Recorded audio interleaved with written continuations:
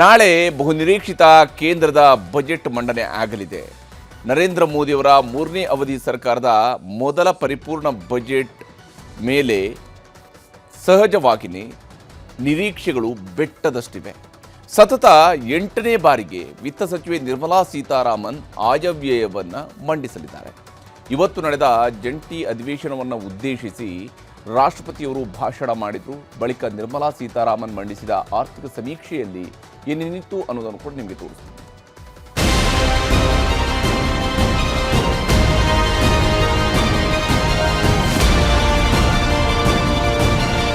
ನರೇಂದ್ರ ಮೋದಿ 3.0 ಸರ್ಕಾರದ ಮೊದಲ ಪರಿಪೂರ್ಣ ಬಜೆಟ್ ಅಧಿವೇಶನ ಶುರುವಾಗಿದೆ. ಕೇಂದ್ರ ಹಣಕಾಸು ಸಚಿವೆ ನಿರ್ಮಲಾ ಸೀತಾರಾಮನ್ 2025-26ನೇ ಸಾಲಿನ ಪರಿಪೂರ್ಣ ಬಜೆಟ್ ಮಂಡಿಸಲು ರೆಡಿಯಾಗಿದ್ದಾರೆ. ಬೆಳಿಗ್ಗೆ 11 ಗಂಟೆಗೆ ಸರಿಯಾಗಿ ವಿತ್ತ ಸಚಿವೆ ನಿರ್ಮಲಾ ಸೀತಾರಾಮನ್ 8ನೇ ಕೇಂದ್ರ ಬಜೆಟ್ ಮಂಡಿಸಲಿದ್ದಾರೆ. ಬಜೆಟ್ ಮಂಡನೆಗೂ ಮುನ್ನ ಜಂಟಿ ಅಧಿವೇಶನ ಉದ್ದೇಶಿಸಿ ರಾಷ್ಟ್ರಪತಿ ದ್ರೌಪದಿ ಮುರ್ಮು ಭಾಷಣ ಮಾಡಿದ್ರು. ಬರೋಬ್ಬರಿ 58 ನಿಮಿಷಗಳ ಕಾಲ ಕೇಂದ್ರ ಸರ್ಕಾರದ ಸಾಧನೆಗಳು, ಭವಿಷ್ಯದ ಯೋಜನೆಗಳು, ಮಹಾಕುಂಭಮೇಳದ ದುರಂತದ ಬಗ್ಗೆಯೂ ಪ್ರಸ್ತಾಪಿಸಿ ಸಂತಾಪ ಸೂಚಿಸಿದರು. ರಾಷ್ಟ್ರಪತಿ ಭಾಷಣ ಮುಗಿಯುತ್ತಿದ್ದಂತೆ ಕೇಂದ್ರ ಹಣಕಾಸು ಸಚಿವೆ ನಿರ್ಮಲಾ ಸೀತಾರಾಮನ್ ಆರ್ಥಿಕ ಸಮೀಕ್ಷೆಯನ್ನು ಮಂಡಿಸಿದ್ರು. ಮುಖ್ಯ ಆರ್ಥಿಕ ಸಲಹೆಗಾರ ವಿ ಅನಂತ ನಾಗೇಶ್ವರನ್ ತಂಡ ಸಲ್ಲಿಸಿದ ಆರ್ಥಿಕ ಸಮೀಕ್ಷೆಯಲ್ಲಿ ದೇಶದ ಆರ್ಥಿಕ ಅಭಿವೃದ್ಧಿಯ ಮುನ್ನೋಟ ನೀಡಿದ್ರು. ಪ್ರಸಕ್ತ ಹಣಕಾಸು ವರ್ಷದಲ್ಲಿ ದೇಶದ ಜಿಡಿಪಿ 6.4ರಷ್ಟಿದೆ. 2025-26ನೇ ವರ್ಷದಲ್ಲಿ ಜಿಡಿಪಿ 6.3ರಿಂದ 6.8ಕ್ಕೆ ತಲುಪುವ ನಿರೀಕ್ಷೆ ಇದೆ. ದೇಶದ ವಿದೇಶಿ ವಿನಿಮಯ ಪ್ರಮಾಣ $640.3 ಶತಕೋಟಿ ಇದ್ದು, ಜಾಗತಿಕ ಪ್ರತಿಕೂಲ ಪರಿಸ್ಥಿತಿ ನಿಭಾಯಿಸಲು ಬುದ್ಧಿವಂತಿಕೆ ನೀತಿ ಅಗತ್ಯವಿದೆ ಅನ್ನೋ ಅಂಶವಿದೆ. ಆರ್ಥಿಕ ಅನಿಶ್ಚಿತತೆ ಕಾರಣದಿಂದ ಹಣದುಬ್ಬರದ ಅಪಾಯಗಳೂ ಇವೆ. ಭಾರತವು ಜಾಗತಿಕ ಸ್ಪರ್ಧಾತ್ಮಕತೆ ವಿಚಾರದಲ್ಲಿ ಸುಧಾರಿಸುವ ಅಗತ್ಯವಿದೆ. ಮುಂದಿನ 2 ದಶಕಗಳ ಕಾಲ ಮೂಲಸೌಕರ್ಯ ಹೂಡಿಕೆ ಅಗತ್ಯವಿದೆ. ಕಾರ್ಪೊರೇಟ್ ವಲಯ ಸಾಮಾಜಿಕ ಜವಾಬ್ದಾರಿ ಪ್ರದರ್ಶಿಸಬೇಕು ಅನ್ನೋದು ಸಮೀಕ್ಷೆಯ ಪ್ರಮುಖ ಅಂಶ. ಇದಿಷ್ಟೇ ಅಲ್ಲ, ಹವಾಮಾನ ವೈಪರೀತ್ಯದಿಂದ ಬೆಳೆಹಾನಿ ಆಗುವುದನ್ನು ಕಡಿಮೆ ಮಾಡಬೇಕು. ಬೇಳೆಕಾಳುಗಳು, ಎಣ್ಣೆಕಾಳುಗಳು, ಟೊಮೆಟೊ, ಈರುಳ್ಳಿ ಉತ್ಪಾದನೆ ಹೆಚ್ಚಿಸಬೇಕು. 2 ದಶಕಗಳ ಕಾಲ ಸರಾಸರಿ 8% ಬೆಳವಣಿಗೆ ಹೊಂದಿರಬೇಕು. ಭಾರತ 2047ರ ವೇಳೆಗೆ ಅಭಿವೃದ್ಧಿ ಹೊಂದಿದ ರಾಷ್ಟ್ರವಾಗಲು ಸಹಕಾರಿ ಅಂತ ಸಲಹೆ ನೀಡಿದ್ದಾರೆ. ಜೊತೆಗೆ ದೇಶದ ಬೆಳವಣಿಗೆಗಾಗಿ ಹೂಡಿಕೆ ಪ್ರಮಾಣ 31ರಿಂದ 35ಕ್ಕೆ ಹೆಚ್ಚಿಸಬೇಕು. ಉತ್ಪಾದನಾ ವಲಯವನ್ನು ಮತ್ತಷ್ಟು ಅಭಿವೃದ್ಧಿಪಡಿಸಲು ಎಐ ಬಳಕೆ ಅಗತ್ಯವಿದೆ ಅಂತ ಹೇಳಿದ್ದು, ರೊಬೋಟಿಕ್ಸ್ ಮತ್ತು ಜೈವಿಕ ತಂತ್ರಜ್ಞಾನ ಹಾಗೂ ತಂತ್ರಜ್ಞಾನ ಕ್ಷೇತ್ರದಲ್ಲಿ ಹೂಡಿಕೆ ಅಗತ್ಯ ಅಂತಾನೂ ಸಲಹೆ ಕೊಟ್ಟಿದ್ದಾರೆ. ಆರ್ಥಿಕ ಸಲಹೆಗಾರರ ಸಲಹೆಯನ್ನ ಕೇಂದ್ರ ಸರ್ಕಾರ ಹೇಗೆ ಸ್ವೀಕರಿಸುತ್ತೋ ಗೊತ್ತಿಲ್ಲ. ಆದರೆ ಪ್ರಧಾನಮಂತ್ರಿ ನರೇಂದ್ರ ಮೋದಿ ಸಂಸತ್ ಆವರಣದಲ್ಲಿ ಬಜೆಟ್ ಹೇಗಿರುತ್ತೆ, ಬಜೆಟ್ ನಿರೀಕ್ಷೆಗಳಲ್ಲಿ ಯಾರಿಗೆ ಹೆಚ್ಚು ಪ್ರಾಮುಖ್ಯತೆ ಸಿಗುತ್ತೆ ಅನ್ನೋ ಗುಟ್ಟು ಬಿಟ್ಟುಕೊಟ್ರು. ಬಡವರು ಮಧ್ಯಮ ವರ್ಗಕ್ಕೆ ಟ್ಯಾಕ್ಸ್ ಗಿಫ್ಟ್ ನಿರೀಕ್ಷೆ. आज बजट सत्र के प्रारंभ में मैं समृद्धि की देवी मां लक्ष्मी को प्रणाम करता हूं. मैं मां लक्ष्मी से प्रार्थना करता हूं कि देश के हर गरीब एवं मध्यम वर्ग समुदाय पर मां लक्ष्मी की विशेष कृपा रहे. ಮಹಾಲಕ್ಷ್ಮಿಗೆ ನಮಿಸ್ತಾನೆ ಪ್ರಧಾನಿ ಮೋದಿ ಈ ಸಲದ ಬಜೆಟ್ನಲ್ಲಿ ಬಡವರು ಮತ್ತು ಮಧ್ಯಮ ವರ್ಗದವರ ಮೇಲೆ ಮಹಾಲಕ್ಷ್ಮಿಯ ವಿಶೇಷ ಕೃಪೆ ಇರುತ್ತೆ ಅಂದ್ರು. ಅಲ್ಲಿಗೆ ಮಧ್ಯಮ ವರ್ಗದವರ ಅತಿ ದೊಡ್ಡ ನಿರೀಕ್ಷೆ ಇರೋದು ಆದಾಯ ತೆರಿಗೆ ಮಿತಿ ಎಷ್ಟು ಮಾಡ್ತಾರೆ ಅನ್ನೋದು. ಆದಾಯ ತೆರಿಗೆ ಮಿತಿ ಈಗ 7 ಲಕ್ಷದವರೆಗೂ ಇದೆ. ಇದನ್ನು ಕನಿಷ್ಠ 10 ಲಕ್ಷಕ್ಕೆ ಏರಿಸಬಹುದು. 15 ಲಕ್ಷ ಆದಾಯದವರೆಗೂ ತೆರಿಗೆಗೆ ಮಿತಿ ಹಾಕಬಹುದು. ಗೃಹ ಸಾಲ ಪಡೆದು ಬಡ್ಡಿ ಕಟ್ಟಿದ್ದವರು 2 ಲಕ್ಷದವರೆಗೆ ತೆರಿಗೆ ತೋರಿಸಿ ಕ್ಲೈಮ್ ಮಾಡಬಹುದಿತ್ತು. ಈಗ 2ರಿಂದ 3 ಲಕ್ಷಕ್ಕೆ ತೆರಿಗೆ ಮಿತಿ ಏರಿಸಬಹುದು. ಆರೋಗ್ಯ ವಿಮೆ ಪ್ರೀಮಿಯಂ ಆಧಾರಿತ ಟ್ಯಾಕ್ಸ್ ಡಿಡಕ್ಷನ್ ಜಾರಿಗೆ ತಂದು ವಿಮೆ ಹಣದ ಮೊತ್ತ ಹೆಚ್ಚಿಸೋ ಸಾಧ್ಯತೆ ಇದೆ. ಹಾಗೆಯೇ ಹಿರಿಯ ನಾಗರಿಕರ ಆರೋಗ್ಯ ವಿಮೆಗೆ 50% ತೆರಿಗೆ ಮಿತಿ ಹಾಕಿ ಹೊರೆ ಇಳಿಸೋ ಲೆಕ್ಕಾಚಾರನೂ ಇದೆ. ನಾರಿ ಶಕ್ತಿಗೆ ಹೊಸ ಯೋಜನೆ ಘೋಷಿಸ್ತಾರೆ. ದೇಶದ ಯುವ ಪೀಳಿಗೆಗೂ ಗಿಫ್ಟ್ ರೆಡಿ ಆಗಿದೆಯಾ? विशेषकर नारी शक्ति के गौरव को पुनः प्रस्थापित करना, पंथ संप्रदाय के भेद से मुक्त होकर के हर नारी को सम्मानपूर्ण जीवन मिले, उसको भी समान अधिकार मिले, उस दिशा में इस सत्र में कई महत्वपूर्ण निर्णय लिए जाएंगे. आज जो हमारे टीनेजर्स हैं, हमारी युवा पीढ़ी है, उनके लिए ये एक बहुत बड़ा तोहफा बनने वाली है। ಸಮಾಜದಲ್ಲಿ ನಾರಿಶಕ್ತಿಗೆ ಸರಿಸಮ ಅಧಿಕಾರ ಸಿಗಬೇಕು ಅಂತ ಮೋದಿ ಹೇಳೋ ಮೂಲಕ ಮಹಿಳಾ ಸಬಲೀಕರಣಕ್ಕೆ ಮೆಗಾ ಗಿಫ್ಟ್ ನೀಡೋ ಮುನ್ಸೂಚನೆ ಸಿಕ್ಕಿದೆ. ಹಾಗಿದ್ರೆ ಮಹಿಳಾ ಮಣಿಗಳ ನಿರೀಕ್ಷೆಗಳೇನು, ಯುವಕರಿಗೆ ಏನ್ ಸಿಗಬಹುದು ಅಂತ ನೋಡೋದಾದ್ರೆ, ಮಹಿಳಾ ಸಬಲೀಕರಣಕ್ಕೆ 3 ರಿಂದ 4 ಲಕ್ಷ ಕೋಟಿ ಹಣ ಮೀಸಲಿಡೋ ಘೋಷಣೆ ಮಾಡಬಹುದು. ಸ್ವ ಉದ್ಯೋಗ ನಡೆಸೋರಿಗೆ ಸಾಲದ ಮಿತಿ ಹೆಚ್ಚಿಸಬಹುದು. ಉದ್ಯೋಗಸ್ಥ ಮಹಿಳೆಯರಿಗೆ ತೆರಿಗೆ ವಿನಾಯಿತಿ ಹೆಚ್ಚಿಸಬಹುದು. ಜಗತ್ತಿಗೆ ಮಾನವ ಶಕ್ತಿ ಪೂರೈಕೆದಾರ ರಾಷ್ಟ್ರವಾಗಿಸುವ ಗುರಿ ಹೊಂದಿದ್ದು, ಕೌಶಲ್ಯ ಮತ್ತು ಉದ್ಯೋಗ ಸೃಷ್ಟಿಗೆ ತರಬೇತಿಗೆ ಹೆಚ್ಚು ಒತ್ತು ಸಿಗುವ ನಿರೀಕ್ಷೆಗಳಿವೆ. ಪ್ರಮುಖವಾಗಿ ಬ್ಲೂ ಕಾಲರ್ ಕಾರ್ಮಿಕರ ಸಜ್ಜುಗೊಳಿಸಲು ಪ್ಲಾನ್ ರೆಡಿ ಮಾಡಿದ್ದು, ಚಾಲಕರು, ಪ್ಲಂಬರ್ಗಳು, ಆರೋಗ್ಯ ಕಾರ್ಮಿಕರಿಗೆ ತರಬೇತಿ ನೀಡುವುದು, ಯುವಕರಿಗೆ ವಿದೇಶಿ ಭಾಷೆ ಕಲಿಕೆಗೂ ಉತ್ತೇಜನ ನೀಡುವುದು, ಪ್ರತಿ ವರ್ಷ ವಿದೇಶಗಳಲ್ಲೂ ಉದ್ಯೋಗ ಸೃಷ್ಟಿಗೆ ಹೊಸ ನೀತಿ ಘೋಷಿಸೋ ಸಾಧ್ಯತೆ ಇದೆ. ಮೋದಿ ನೇತೃತ್ವದ 3ನೇ ಅವಧಿಯ ಸರ್ಕಾರದ ಮೊದಲ ಪರಿಪೂರ್ಣ ಬಜೆಟ್ನಲ್ಲಿ ಕೃಷಿ, ಕೈಗಾರಿಕೆ, ಶಿಕ್ಷಣ, ಆರೋಗ್ಯ ವಲಯದಲ್ಲೂ ಬೆಟ್ಟದಷ್ಟು ನಿರೀಕ್ಷೆಗಳಿವೆ. ಕೇಂದ್ರ ಸರ್ಕಾರ 8ನೇ ವೇತನ ಆಯೋಗ ರಚನೆ ಘೋಷಣೆ ಮಾಡಿದ್ದು ಯಾವುದೇ ದಿನಾಂಕ ತಿಳಿಸಿಲ್ಲ. ಹೀಗಾಗಿ ಬಜೆಟ್ನಲ್ಲಿ ದಿನಾಂಕ ನಿಗದಿಯಾಗುವ ಸಾಧ್ಯತೆ ಇದೆ. ಜನವರಿ 1, 2026ರಿಂದ ಪರಿಷ್ಕೃತ ವೇತನ ಜಾರಿಯಾಗುವ ಸಾಧ್ಯತೆ ಇದೆ ಎನ್ನಲಾಗಿದೆ. ಕರ್ನಾಟಕ ಸರ್ಕಾರನೂ ಕೇಂದ್ರ ಬಜೆಟ್ ಮೇಲೆ ಬೆಟ್ಟದಷ್ಟು ನಿರೀಕ್ಷೆ ಇಟ್ಟುಕೊಂಡಿದೆ. ಪ್ರಮುಖವಾಗಿ ಭದ್ರಾ ಯೋಜನೆಗೆ ಘೋಷಿಸಿದ್ದ 5,300 ಕೋಟಿ ಹಣ ಬಿಡುಗಡೆ ಮಾಡಿ ಅನ್ನೋ ಬೇಡಿಕೆ ಇದೆ. 15ನೇ ಹಣಕಾಸು ಆಯೋಗ ಸೂಚಿಸಿದ್ದ 5,495 ಕೋಟಿ ಬಾಕಿ ರಿಲೀಸ್ ಮಾಡಲು ಬೇಡಿಕೆ ಇದೆ. ಬೆಂಬಲ ಬೆಲೆ ಯೋಜನೆಯಡಿ ಬಾಕಿ 2,461 ಕೋಟಿ ರಿಲೀಸ್ಗೆ ಒತ್ತಾಯವಿದೆ. ಅಂಗನವಾಡಿ ಮತ್ತು ಆಶಾ ಕಾರ್ಯಕರ್ತೆಯರ ಗೌರವಧನ 5,000 ರೂಪಾಯಿ ಹೆಚ್ಚಿಸಿ ಅಂತ ಕೇಳಿದೆ. ಇನ್ನು 2023ರ ಬರ ಪರಿಹಾರವಾಗಿ 3,154 ಕೋಟಿ ಕೊಟ್ಟಿತ್ತು ಕೇಂದ್ರ. ಆದರೆ ಕರ್ನಾಟಕ ಕೇಳಿದ್ದು 35,000 ಕೋಟಿ. ಈಗ ಬರ ಪರಿಹಾರದ ಬಾಕಿ 30,000 ಕೋಟಿ ಹಣ ಕೊಡಿ ಅನ್ನೋ ಬೇಡಿಕೆ ಇಟ್ಟಿದೆ. ಮೇಕೆದಾಟು ಯೋಜನೆಗೆ ಅನುಮತಿ ನೀಡಲು ಒತ್ತಾಯನೂ ಹಾಕಿದೆ. ಇದನ್ನು ಬಿಟ್ಟರೆ ಬೆಂಗಳೂರು ಉತ್ತರ ದಕ್ಷಿಣ ಕಾರಿಡಾರ್ಗೆ 15,000 ಕೋಟಿ ನೀಡುವ ನಿರೀಕ್ಷೆ ಇದೆ. ರಿಂಗ್ ರಸ್ತೆ ಮೇಲ್ದರ್ಜೆಗೆ 8,916 ಕೋಟಿ ಅಗತ್ಯವಿದ್ದು ನೆರವು ಘೋಷಿಸ್ತಾರಾ ಗೊತ್ತಿಲ್ಲ. ರಾಜಕಾಲುವೆ ನಿರ್ವಹಣೆ ವಿಸ್ತರಣೆಗೆ 3,000 ಕೋಟಿ ಅನುದಾನ ಕೇಳಿದ್ದಾರೆ. 17 ಫ್ಲೈಓವರ್ಗೆ 12,000 ಕೋಟಿ ಅಗತ್ಯವಿದ್ದು ಸಹಾಯ ಮಾಡಲು ಕೇಳಿದ್ದಾರೆ. ಬಿಸಿನೆಸ್ ಕಾರಿಡಾರ್ಗೆ 27,000 ಕೋಟಿ ಅನುದಾನ ಅಗತ್ಯತೆ ಇದೆಯಂತಾನೂ ಕರ್ನಾಟಕ ಮನವಿ ಸಲ್ಲಿಸಿದೆ. ಇದಕ್ಕೆ ನ್ಯಾಯವಾಗಿ ಕೊಡಬೇಕಾಗಿರೋದನ್ನೇ ಕೊಡೋದಿಲ್ಲ, ಮತ್ತೆ ಬಜೆಟ್ನಲ್ಲಿ ಘೋಷಣೆ ಮಾಡಿರೋದನ್ನೇ ಕೊಟ್ಟಿಲ್ಲ. ಇವತ್ತಿನವರೆಗೆ 23-24ರ ಬಜೆಟ್ನಲ್ಲಿ ಅಪ್ಪರ್ ಭದ್ರಾ ಯೋಜನೆಗೆ 5,300 ಕೋಟಿ ಕೊಡ್ತೀವಿ ಅಂತ ಹೇಳಿದ್ರು. ಬಜೆಟ್ನಲ್ಲಿ ಘೋಷಣೆ ಮಾಡಿದ್ರು. ಬಜೆಟ್ನಲ್ಲಿ ಘೋಷಣೆ ನಿರ್ಮಲಾ ಸೀತಾರಾಮನ್, ಆದರೆ ಇವತ್ತಿನವರೆಗೂ ಒಂದು ಪೈಸೆ ಕೊಟ್ಟಿಲ್ಲ. ಇನ್ನು ಬಜೆಟ್ ಮಂಡನೆಗೂ ಮೊದಲೇ ರಾಜಕೀಯ ಜಂಗಿ ಕುಸ್ತಿ ಶುರುವಾಗಿದೆ. ಇವತ್ತು ಜಂಟಿ ಅಧಿವೇಶನ ಉದ್ದೇಶಿಸಿ ಭಾಷಣ ಮುಗಿಸುವ ವೇಳೆಗೆ ರಾಷ್ಟ್ರಪತಿ ದ್ರೌಪದಿ ಮುರ್ಮು ಸುಸ್ತಾಗಿದ್ರು ಅಂತ ಕಾಂಗ್ರೆಸ್ ನಾಯಕಿ ಸೋನಿಯಾ ಗಾಂಧಿ ಹೇಳಿದ್ರು. Boring. No comment. No, the president was getting very tired by the end. Repeating the same thing again No, and she again. could hardly speak, poor thing. तो क्या करें? हमारे महामहिम राष्ट्रपति के अभिभाषण में उन्होंने बताया था, ये रिपीटेशन है, और किसानों के बारे में भी उन्होंने कुछ नहीं कहा. ಕಾಂಗ್ರೆಸ್ನವರ ಈ ಮಾತು ಬಿಜೆಪಿಯವರನ್ನ ಕೆರಳಿಸಿದೆ. ರಾಷ್ಟ್ರಪತಿಗಳು ಆದಿವಾಸಿಗಳು, ಇದನ್ನ ಕಾಂಗ್ರೆಸ್ ಸಹಿಸಲ್ಲ. ಅದಕ್ಕೆ ರಾಷ್ಟ್ರಪತಿಗಳ ಭಾಷಣವನ್ನ ಅವಮಾನಿಸಿದ್ರು ಅಂತ ಖುದ್ದು ಮೋದಿಯವರೇ ಟೀಕಿಸಿದ್ರು. ये कांग्रेस वाले खुद को देश का मालिक समझते हैं. कांग्रेस के शाही परिवार का अहंकार आज देश ने फिर देखा है. द्रौपदी मुर्मू जी उड़ीसा के जंगलों में आदिवासी परिवार से निकल करके यहां पहुंची है. मातृभाषा न होने के बावजूद भी उन्होंने बेहतरीन तरीके से आज संसद को प्रेरित किया, भाषण दिया. लेकिन कांग्रेस का शाही परिवार की आदिवासी बेटी ने बोरिंग भाषण दिया. उन्होंने राष्ट्रपति जी को पुअर थिंग कहा. ರಾಜಕೀಯದ ವಾಗ್ದಾಳಿ ಈಗಲೇ ಶುರುವಾಗಿದ್ದು, ಬಜೆಟ್ ಮಂಡನೆ ಮತ್ತು ಮುಂದಿನ ಅಧಿವೇಶನದಲ್ಲೂ ಸಮರ ಮತ್ತಷ್ಟು ತೀವ್ರಗೊಳ್ಳುವ ನಿರೀಕ್ಷೆ ಇದೆ. ರಾಜಕೀಯ ಏನಾದರೂ ಇರಲಿ, ದೇಶದಲ್ಲಿ ಆರ್ಥಿಕ ಸದೃಢತೆ ತರುವ ನಿಟ್ಟಿನಲ್ಲಿ ನಿರ್ಮಲಾ ಸೀತಾರಾಮನ್ ಯಾವ ರೀತಿಯಲ್ಲಿ ದೂರದೃಷ್ಟಿಯ ಬಜೆಟ್ ಮಂಡಿಸ್ತಾರೆ ಅನ್ನೋದನ್ನ ಕಾದು ನೋಡಬೇಕು. Bureau report, News 18.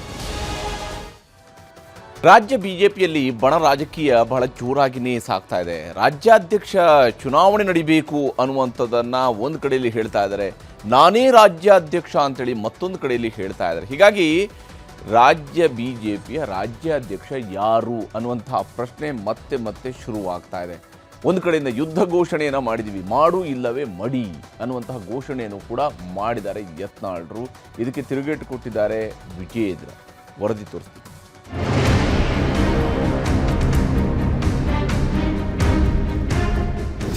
ರಾಜ್ಯ ಬಿಜೆಪಿಯಲ್ಲಿನ ಬಣ ರಾಜಕೀಯ ದಿನಕ್ಕೊಂದು ಸ್ವರೂಪ ಪಡೀತಿದೆ. ರಾಜ್ಯಾಧ್ಯಕ್ಷ ವಿಜಯೇಂದ್ರ ವಿರುದ್ಧ ಸಿಡಿದೆದ್ದಿರುವ ರೆಬಲ್ ಬಣದ ಮೀಟಿಂಗ್ ಇವತ್ತು ಮುಂದುವರೆದಿತ್ತು. ಬೆಂಗಳೂರಿನ ಕುಮಾರ್ ಬಂಗಾರಪ್ಪ ನಿವಾಸದಲ್ಲಿ ಯತ್ನಾಳ್ ನೇತೃತ್ವದಲ್ಲಿ ಸಭೆ ನಡೆಯಿತು. ಮಾಜಿ ಸಂಸದ ಜಿಎಂ ಸಿದ್ದೇಶ್ವರ್, ಶಾಸಕ ರಮೇಶ್ ಜಾರಕಿಹೊಳಿ, ಬಿಪಿ ಹರೀಶ್ ಸೇರಿದಂತೆ ಹಲವರು ಭಾಗಿಯಾಗಿದ್ರು. ರಾಜ್ಯಾಧ್ಯಕ್ಷರಾಗಿ ವಿಜಯೇಂದ್ರ ಪುನರಾಯ್ಕೆ ತಡೆಗೆ ರಣತಂತ್ರ ರೂಪಿಸುವ ಕುರಿತು ಚರ್ಚೆ ನಡೆಸಿದ್ದಾರೆ.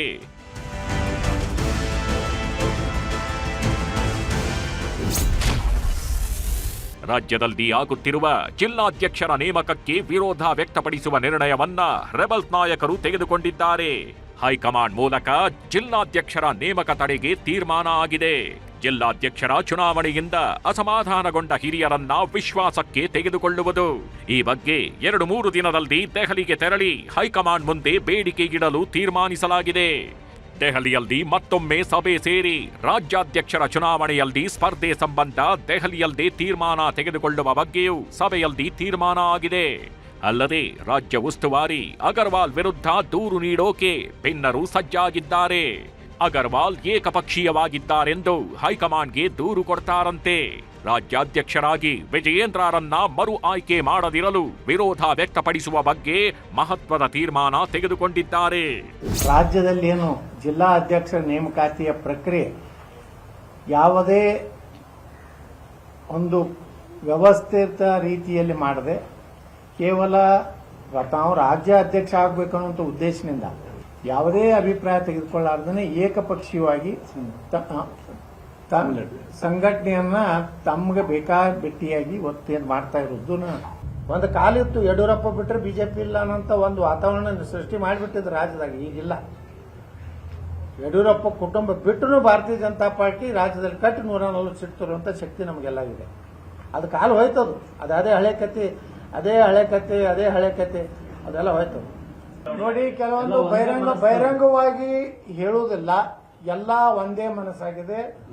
ಒಂದು ನಿರ್ಣಯ ಮಾಡಿಬಿಟ್ಟಿದ್ದೀವಿ, ಡೂ ಆರ್ ಡೈ. ಇದೊಂದು ಯುದ್ಧವನ್ನ ನಾವು ಹಿಂದೆ ಸರಿ ಪ್ರಶ್ನೆ ಇಲ್ಲ.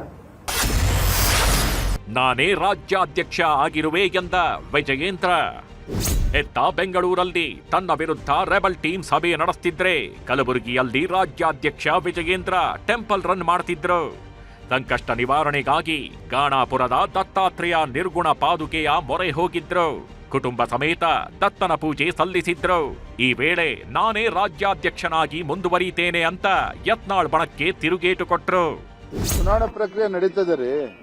ಜಿಲ್ಲಾಧ್ಯಕ್ಷರಿಗೂ ಕೂಡ ಚುನಾವಣಾ ಪ್ರಕ್ರಿಯೆ ನಡೆದಿದೆ, ಮಂಡಲಾಧ್ಯಕ್ಷರು ಕೂಡ ಚುನಾವಣಾ ಪ್ರಕ್ರಿಯೆ ನಡೆದಿದೆ, ರಾಜ್ಯದ ಅಧ್ಯಕ್ಷರು ಇದಕ್ಕೂ ರಾಷ್ಟ್ರೀಯ ಅಧ್ಯಕ್ಷರು ಕೂಡ ಚುನಾವಣಾ ಪ್ರಕ್ರಿಯೆ ನಡೀತದೆ. ಸ್ಪರ್ಧೆಗೂ ಎಳಿತೇನೆ, ರಾಜ್ಯದ ಅಧ್ಯಕ್ಷನಾಗಿ ಮುಂದುವರಿತೇನೆ ಅಂತಕ್ಕಂಥ ಸಂಪೂರ್ಣ ವಿಶ್ವಾಸ ನನಗಿದೆ.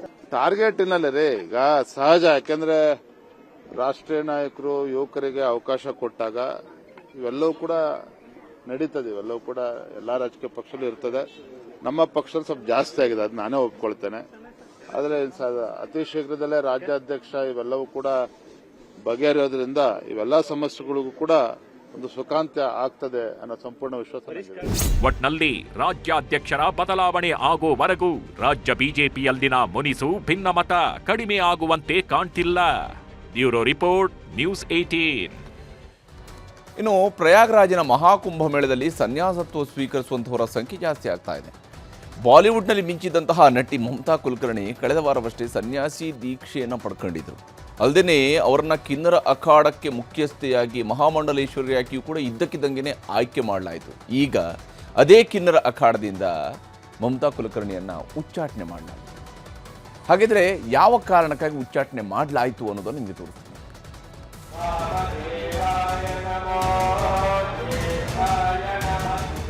ಮಮತಾ ಕುಲಕರ್ಣಿ 90ರ ದಶಕದಲ್ಲಿ ತಮ್ಮ ಮೋಹಕ ಮೈಮಾಟದಿಂದಲೇ ಪಡ್ಡೆ ಹುಡುಗರ ನಿದ್ದೆಗೆಡಿಸಿದ್ದ ಬಾಲಿವುಡ್ನ ಖ್ಯಾತ ನಟಿ.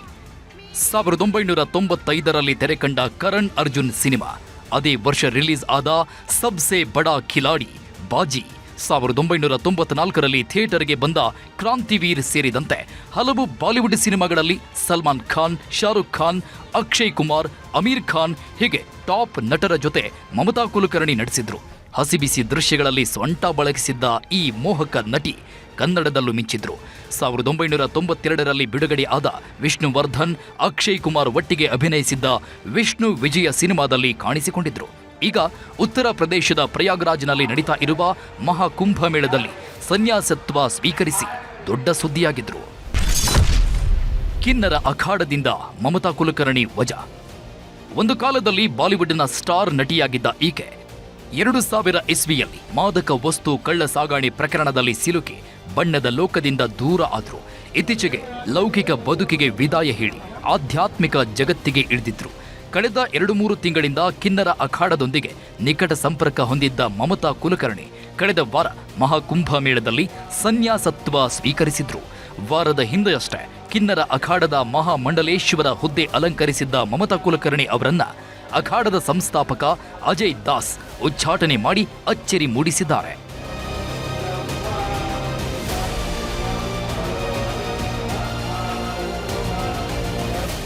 ಜನವರಿ 24ರಂದು ತ್ರಿವೇಣಿ ಸಂಗಮದಲ್ಲಿ ಪವಿತ್ರ ಸ್ನಾನ ಮಾಡಿ ಬಳಿಕ ತಮ್ಮ ಸ್ವಂತ ಪಿಂಡ ಪ್ರದಾನ ಮಾಡುವ ಮೂಲಕ ಕಿನ್ನರ ಅಖಾಡಕ್ಕೆ ಸೇರ್ಪಡೆಯಾಗಿದ್ರು.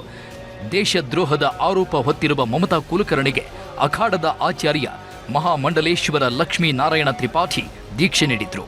ಸಂಸ್ಥಾಪಕರ ಗಮನಕ್ಕೆ ತಾರದೆ ದೀಕ್ಷೆ ನೀಡಿದ ಆರೋಪದಲ್ಲಿ ತ್ರಿಪಾಠಿ ಅವರನ್ನೂ ಕೂಡ ಅಖಾಡದಿಂದ ಹೊರಹಾಕಲಾಗಿದೆ. ಈ ಬಗ್ಗೆ ಪ್ರತಿಕ್ರಿಯಿಸಿರುವ ಕಿನ್ನರ ಅಖಾಡದ ಸಂಸ್ಥಾಪಕ ಅಜಯ್ ದಾಸ್, ಮಮತಾ ಕುಲಕರ್ಣಿ ದೇಶದ್ರೋಹ ಆರೋಪಗಳಲ್ಲಿ ಸಿಲುಕಿದ್ದಾರೆ, ಹಾಗಾಗಿ ಅವರನ್ನ ಉಚ್ಚಾಟನೆ ಮಾಡಲಾಗಿದೆ. ಶೀಘ್ರದಲ್ಲೇ ಮಹಾಮಂಡಲೇಶ್ವರ ಹುದ್ದೆಗೆ ಹೊಸಬರನ್ನ ನೇಮಿಸಲಾಗುವುದು ಎಂದಿದ್ದಾರೆ. जिस व्यक्ति के ऊपर देशद्रोह का आरोप है, अभ्यागत न बनाकर वैराग्य या संन्यास न देकर के सीधे जो महामंडलेश्वर का जो पद दिया गया वो न्याय उचित नहीं है, वो धर्म संगत नहीं है. जब जिस व्यक्ति को ने बनाया उसी को निकालने की मैं घोषणा कर रहा हूँ. ಒಂದಲ್ಲ ಒಂದು ವಿವಾದಗಳಿಂದಲೇ ಸದ್ದು ಮಾಡ್ತಿರುವ ಮಮತಾ ಕುಲಕರ್ಣಿ ಅವರನ್ನ ಕಿನ್ನರ ಅಖಾಡದಿಂದ ಹೊರಹಾಕಿರೋದು ಈಗ ಮತ್ತೊಂದು ವಿವಾದ.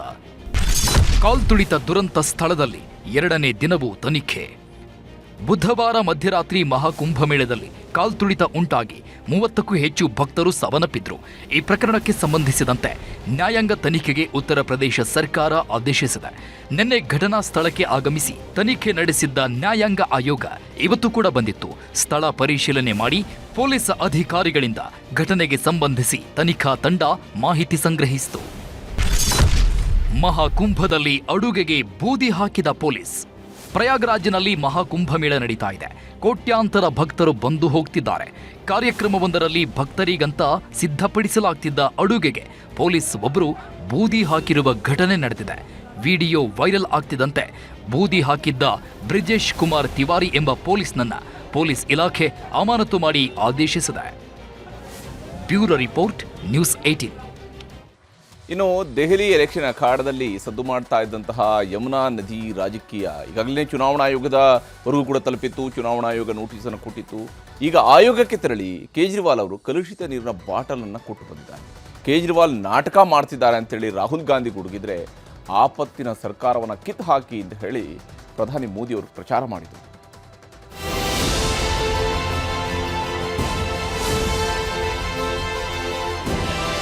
ದೆಹಲಿ ವಿಧಾನಸಭಾ ಚುನಾವಣೆಗೆ ಪ್ರಚಾರ ಬಿರುಸಿನಿಂದ ನಡೆಯುತ್ತಿದೆ. ಇವತ್ತು ದ್ವಾರಕಾದಲ್ಲಿ ಪ್ರಧಾನಿ ನರೇಂದ್ರ ಮೋದಿ ಸಾರ್ವಜನಿಕ ಸಮಾವೇಶ ನಡೆಸಿದ್ರು. ದೆಹಲಿಯ ಅಭಿವೃದ್ಧಿಯಲ್ಲಿ ಬಿಜೆಪಿ ಸರ್ಕಾರ ಯಾವುದೇ ಅವಕಾಶ ಬಿಟ್ಟುಕೊಡಲ್ಲ. ಅಭಿವೃದ್ಧಿ ಆಗಬೇಕಂದ್ರೆ ಮೊದಲು ನಾವು ಎಎಪಿ ಪಕ್ಷವನ್ನ ದೆಹಲಿಯಿಂದ ಓಡಿಸಬೇಕು ಅಂತ ಪ್ರಧಾನಿ ಮೋದಿ ಭಾಷಣ ಮಾಡಿದ್ರು. दिल वालों की दिल्ली ने ठान लिया है, आपदा वालों को भगाना है. इस बार भारी बहुमत से भाजपा सरकार बनाना है. दिल्ली के हजारों नौजवानों को किसी न किसी तरह का रोजगार मिला है। यशोभूमि के बाद यहाँ रियल एस्टेट बाजार में भी जबरदस्त उछाल आया है। ಪ್ರಧಾನಿ ಮೋದಿ ಎಎಪಿಯನ್ನ ಓಡಿಸಿ ಅಂತ ಕರೆ ಕೊಟ್ರು. ಆದ್ರೆ ಅದೇ ಎಎಪಿ ನಾಯಕರು ಮೋದಿ ಭಾಷಣಕ್ಕೆ ದೆಹಲಿ ಜನ ಮಾರು ಹೋಗಲ್ಲ, ಅದಕ್ಕೆ ಮೋದಿ ಭಾಷಣ ಕೇಳೋಕೆ ಜನರೇ ಇಲ್ಲ ಅಂತ ಖಾಲಿ ಚೇರುಗಳಿರುವ ವಿಡಿಯೋ ಹಾಕಿ ವೈರಲ್ ಮಾಡಿದೆ.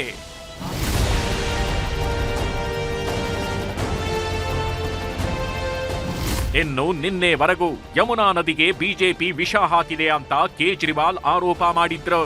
ಆಮೇಲೆ ಚುನಾವಣಾ ಆಯೋಗದ ಮುಖ್ಯಸ್ಥರನ್ನು ನಿಂದಿಸಿದ್ರು. ಇವತ್ತು ಅದೇ ಕೇಂದ್ರ ಚುನಾವಣಾ ಆಯೋಗದ ಕಚೇರಿಗೆ ಯಮುನಾ ನೀರನ್ನು ತಗೊಂಡು ಹೋದ್ರು. ಈ ನೀರನ್ನು ಚುನಾವಣಾ ಆಯುಕ್ತರಿಗೆ ಕೊಡ್ತೀವಿ ಅಂತ ಆಯೋಗದ ಎದುರೇ ಬಾಟಲ್ ಪ್ರದರ್ಶನ ಮಾಡಿದ್ರು. अभी हम सब लोग जा रहे हैं उनको चुनाव आयोग को चिट्ठी देने के लिए.